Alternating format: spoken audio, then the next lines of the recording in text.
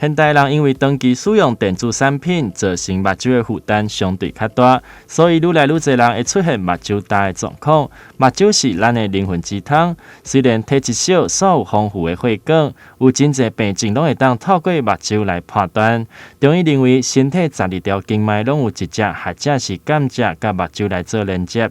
奇美和中心的中医部对于目睭相关的疾病，拢会使用针具结合药物来进行治疗，帮助病人改善问题。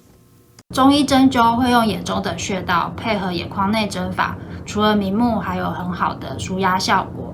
眼眶内针法是取眼眶内上方的睛明穴、下方的承泣，还有外下方的球后入针。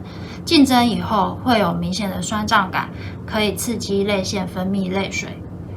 有效改善用眼过度产生的眼疲劳、视力退化，活化眼周的肌肉神经，改善眼循环。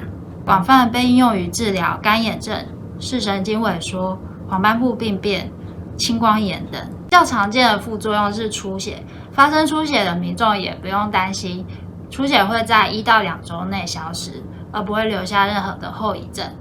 但是有凝血功能异常，例如说先天遗传性疾病、慢性肝病，或是有服用抗凝血、抗血小板药物的患者，就比较不适用。中医师表示，透过中医的针具，佮有中药的搭配，除了会当互目睭看了更清楚，嘛会当改善目睭大的问题，也佮会当有真好的放松效果。透过天然的调理，嘛会当来减轻身体的负担。台南新闻刘品言采访报道。